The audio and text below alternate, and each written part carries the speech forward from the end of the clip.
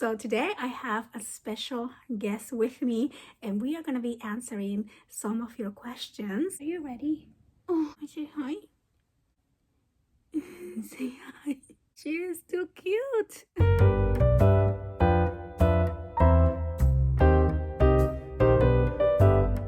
Hi guys, welcome back to the channel. Today I'm going to be answering some of your questions as I celebrate my 60,000 subscribers. Of course, I want to thank you so much for all your support to my channel. It's been such a blessing, and just to see the community grow for all of us who love scrapbooking and crafting and memory keeping and mini albums particularly. I just love all of that, so I am just excited that a lot of you like that as well. I'm going to be answering some of the questions that you guys sent me on my community post, and so yeah, so also I'm going to be announcing the winner to my folio series and giveaway, so make sure that you stay tuned for that. And so yeah, so now let's get right into the questions. Let's open the first question. This question comes from Kelly Lar, and she says, what is your advice for gifting an album to someone non-crafty? Like, do you provide adhesive for pictures and instructions for using the album? Do you offer a tour of the book explaining things in person? Yes, actually, when I give a book in person, I usually do it in person. Like when I give it as a gift, typically it will be a baby shower or somebody just had a new baby. That's when I do my mainly the gifts, or like a wedding or something like that. I try to show whoever I'm giving the book to how it works. Now I don't do it on like an event. Like if it's a new baby, I probably will do it like when I go meet the baby, but I wouldn't do it on the baby shower because I don't know, I just feel like I don't want to do all of that on the baby shower, but I try to either go visit once the baby's born and kind of tour the book because I do want to show how it works. Also, I try to put the photo mats ahead. Like I will put just the blank photo mats so they know where I would probably normally put the pictures, and just kind of stamp a little camera. There's a little camera stamp, and you just stamp it there, and it makes it really, really easy for anybody who is non-crafty to add the pictures. Now, she also asked a really interesting question. She says, have you ever printed someone's pictures and put them in the album for them, or at least have you offered to? I have not, and I have not offered to because it is really hard for me to select pictures to print in my own books, and also selecting pictures that you like sometimes is a little bit personal, and so yeah, so I try not to do all that. Now, it's actually a good idea if you're making a book for somebody else to make the places where you're putting pictures to be either exactly 4x6 or 4x4, so you can easily tell this person, you know, just print 4x6 and it'll be super easy to glue your pictures without having to crop so many things, right? So the next question comes from Butterfly Crafts and Crochet. I love to crochet.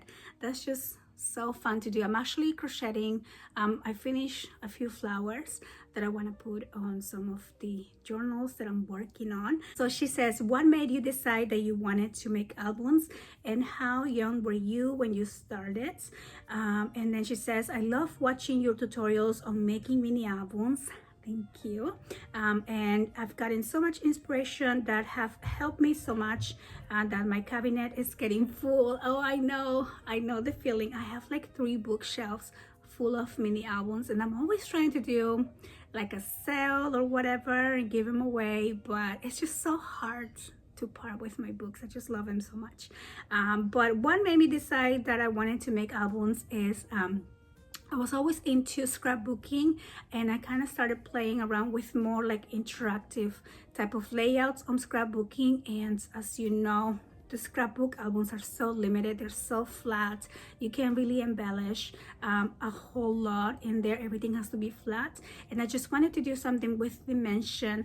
And I remember looking for inspiration on Pinterest for a Disney layout, and I found this lady called Geneva, and I will link her channel below. I don't know if she still makes videos, but she had this really fun interactive Disney album that I just fell in love with, and I from that moment on, I knew I had to like figure out how to make those books.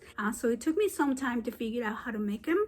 And yeah, after that, I just could not stop. It's so addicting to make mini albums. You go from one to the next. Sometimes you don't even have a reason to, like, you don't have no one to give it to. You just want to play with the pretty papers, and I just enjoy the process.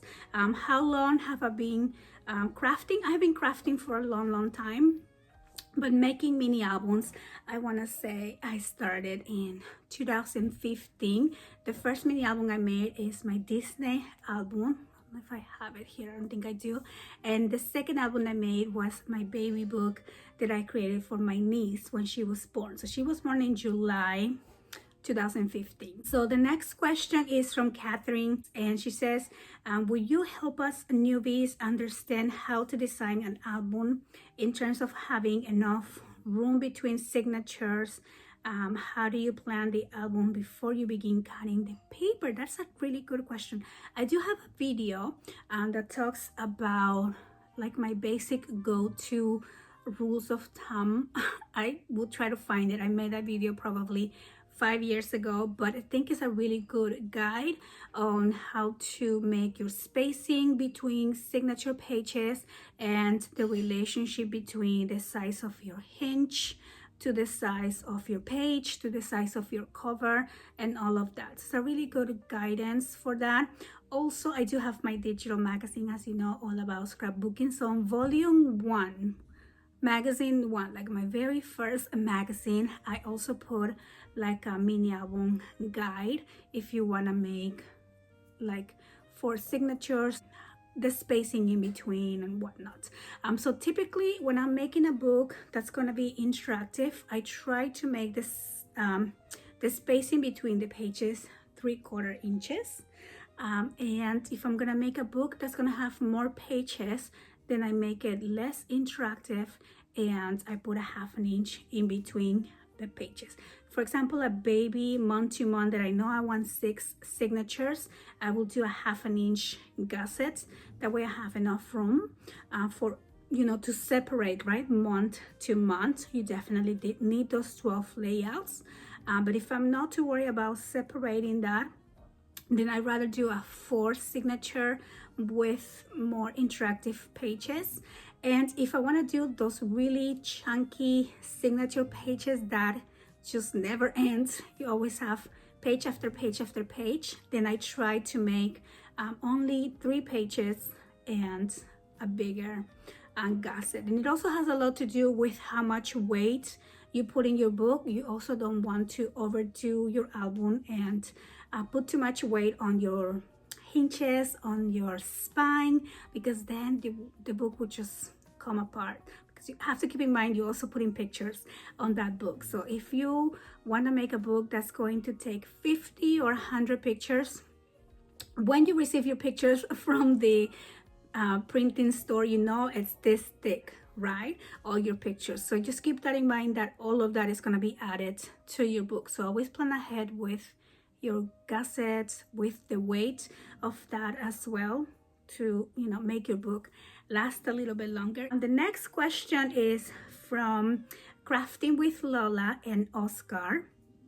And so she says, I love your work. Thank you. What size black paper do you use? I can easily go through one whole brand pack of cardstock in one project. Yes. And what is the weight and where do I purchase it from? So my black cardstock and my white cardstock, all my cardstock I get from Michaels. I use the Recollections brand. That's actually my favorite cardstock because for me it has the best weight and I like the quality of the paper. I have tried other 110-pound paper from Amazon and from other craft stores, and that they just seem too chalky for some reason, so they tend to crack a lot.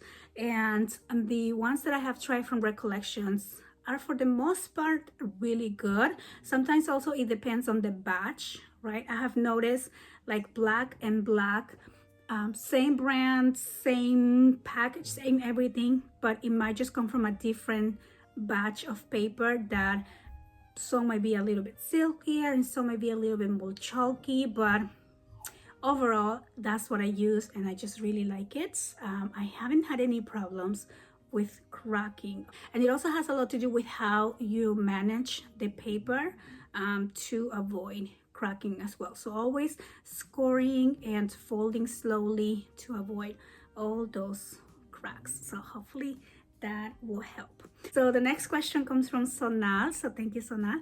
She says, how do you manage multitasking, craft, volleyball, engineering? It is so much motivating for us. Thank you so much, Sonal. She's so sweet. So how do I manage different things? I want to say planning. Planning is a big part of my crafting, especially because for work, or work is work, and work is always busy. There's always a schedule. There's always something happening. So that is it's basically an ongoing thing. So and I don't control that, right? That's the time that is dedicated to my work, but the time that I dedicate for my crafting is usually my free time. And to be able to use my free time on a smart way, I guess, I rely a lot on my planners. So I do a lot of planning for the months, and I give myself a little task to do either every day or for the week, and that's how I manage to do so many projects, by just doing small little things every day.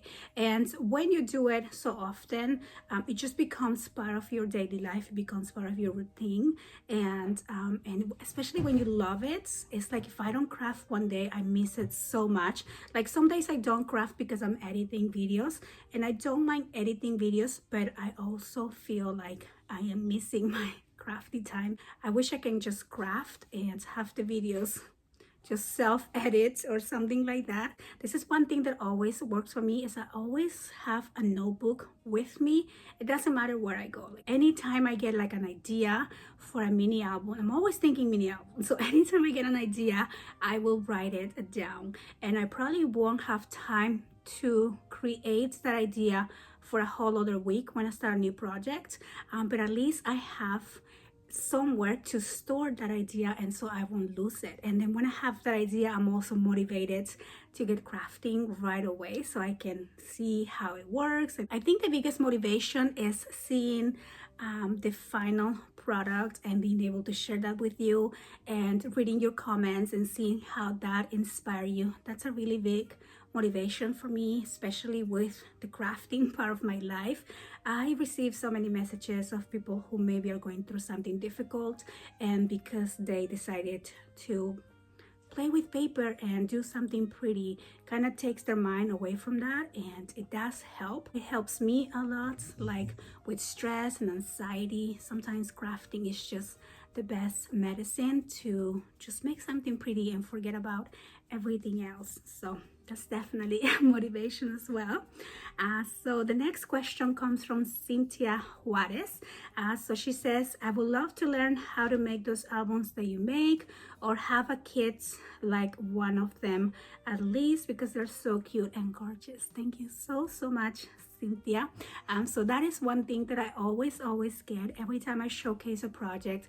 I always get asked where I got those papers, or where can they find it. And that was one of the big reasons why I started doing the mini album kits. That way we both have the same exact supplies, the same exact embellishments, and whatever I am making, you guys are making as well. And if you follow the class, you will come out with the exact same projects, same result, right? So that was one of the big motivations for making the mini album kit. So the next question comes from Yvette Heredia, and she says, can you make a living making and selling albums? And if so, can you please give some tips on getting customers, and if you don't know people? So I want to say that mini album making can be a good extra income, but I wouldn't consider it like a way to make a living, because then you kind of have to think about mass production, and you kind of have to make a lot of them to make it worth, let's say, your month, right? To be able to cover your bills. I don't know if that makes like the most sense if you are kind of taking account into how many hours you're putting into making a book and how much you're selling it for, and also how much you invested on all your materials. So you can definitely come up with a technique on how to maximize the income. Like, for example, maybe if you buy in bulk, right? So if you buy some of your supplies like the cardstock and the basic things that you're going to use time and time again, maybe try to buy it in bulk to save some money. But I do think it's a really good side income, like something that you can do in your free time and complement.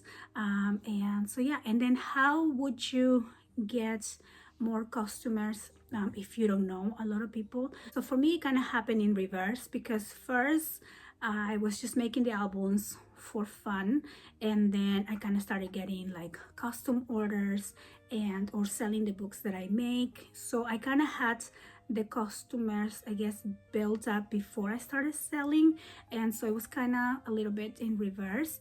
But if you are to make albums to sell and you don't know anybody to to advertise with, I will probably suggest opening a Facebook page or an Instagram and just kind of putting your products out there and seeing how that works, and then maybe opening an Etsy.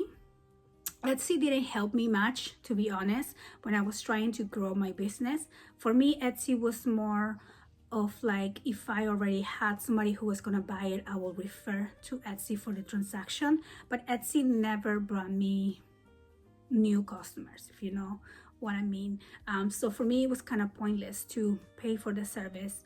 So I decided to open my own website and, you know, don't have all those high Etsy fees. So if you just kind of advertise with your friends and see like, hey, I'm making these type of books for babies, and again, if you open that Facebook page, you always have something to refer to with pictures, and then people can go look at, and then your friends can refer you to that. I think that will be a good way to kind of get something going. And so yeah, so I hope that helps. Then Michelle Lobo says, what is your favorite tool that you can't live without? I don't know, because I really like this hook tool. I don't have it with me, and I'm not gonna go wake her up. But there's the hook tool, I think it's Cricut, that really helps you peel off the tape. That was a lifesaver for me once I discovered that tool. It has saved me so many times, like number one, not getting my nails stuck on places, and save me a lot of money for manicures, but also trying to reach those like little pockets and things like that that are hard to peel the tape from. That is an excellent tool for that. And so yeah, so I think that's my favorite tool. Now, if we're talking about which tool I can't live without, I need all of them. Then we have Helen Speakerman, and she says, I would like to know, how can you repair the side of the scrapbook album when the back to the cover has been broken by cracks from the paper? The album was almost done when I discovered the crack. How do you take care of such problem? I've seen that a lot. A lot of people send me pictures with their crack like spine and ask me, how do we fix that? What I will say is just add a new layer of paper. So usually I use 65-pound cardstock, and so what I will do is just maybe not redo the whole binding, but kind of go maybe 1 inch from the side of the spine, like on the front and the back of the book, and just recover the whole spine. Now you might have to redo your cover. And also another thing that really helps cover that up and getting your spine more flexible is adding a piece of fabric. So if you add a piece of fabric instead of cardstock, or cover the spine with a piece of fabric, that is going to keep that spine secure, and you're gonna hide all those cracks. And the fabric is really strong, so that will keep your book together for a really, really long time. And there's so many cute fabrics that match papers as well. So you add the fabric all the way around, and then on the seam where you have the fabric and the cover, You can put a little piece of lace and some pearls or something, make it look really cute. So then we have a question from Scrap Dragon. I love the name of your channel. She says, I know you answered this question before, but can you I can't find the answers. Can you tell me when you use 110-pound cardstock versus when you use 65-pound cardstock? So I use 110 for pages, like base pages and flaps openings and things like that. And then 65-pound cardstock I use for the binding, for the hinges, and then also for any little pop-up elements that, those fun pop-ups that we like to do. You want to put them on 65-pound cardstock so they're more flexible and they're not gonna be cracking like the 110. And then also they don't create a lot of bulk on your page as well. So I always say base pages and flaps 110, then hinges and cover, wrapping the cover, always 65-pound cardstock. And technically you could do 65-pound for the whole book. I have done that before.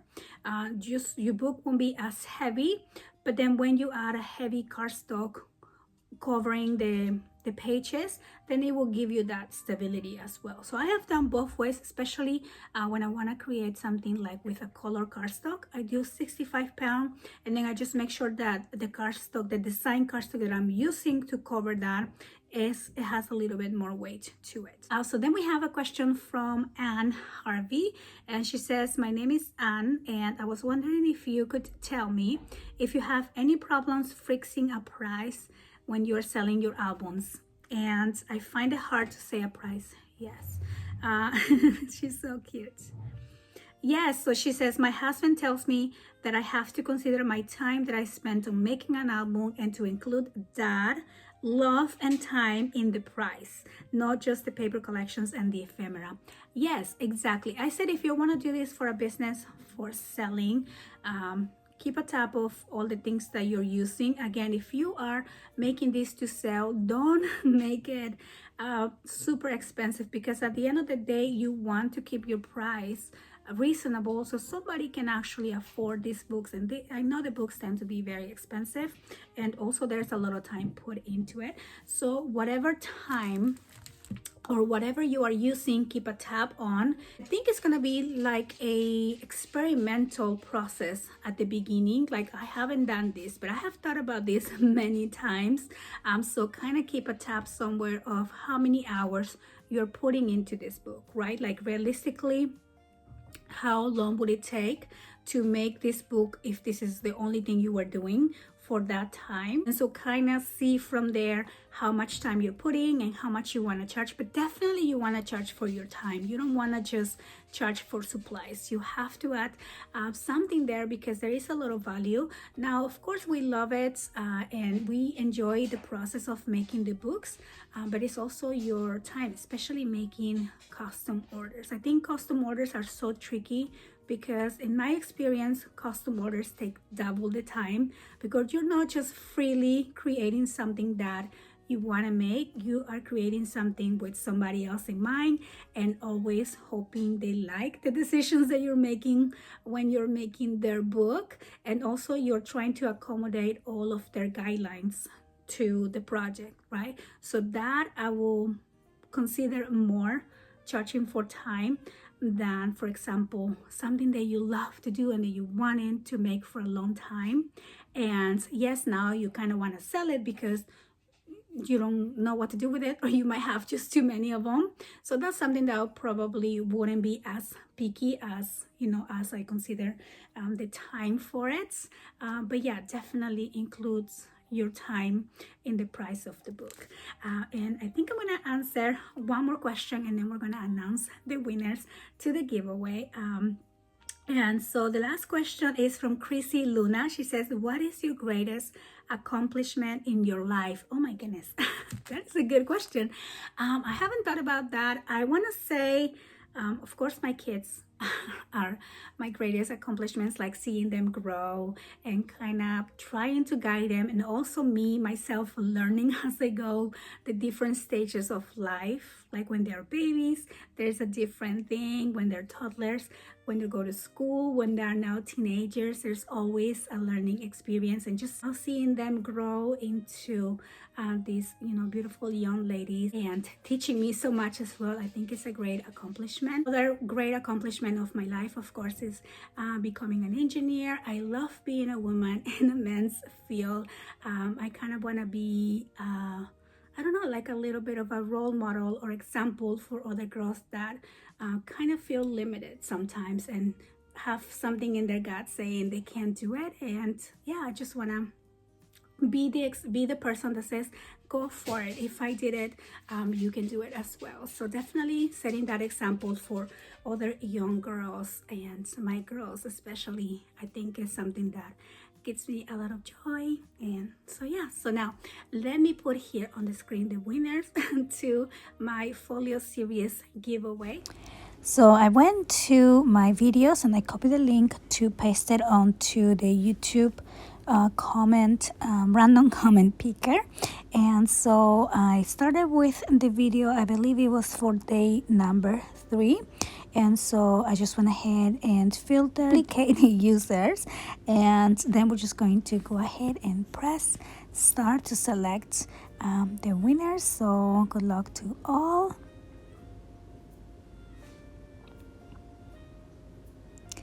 And my winner is Rena Froneman. So congratulations, Rena. Make sure to send me an email. And now for the second winner, I went ahead and went to the video for day 5. And I copied that link as well. And so again, good luck to all. And the winner is Gina Marquez. So thank you all so much for joining the giveaway. Thank you guys so much for being part of the channel. Thank you so much for allowing me to inspire you with my projects. I want to thank you so much for all your love and support, and for all your comments all the time. And I will see you guys on the next one. Bye-bye. Oh, you little sleepyhead.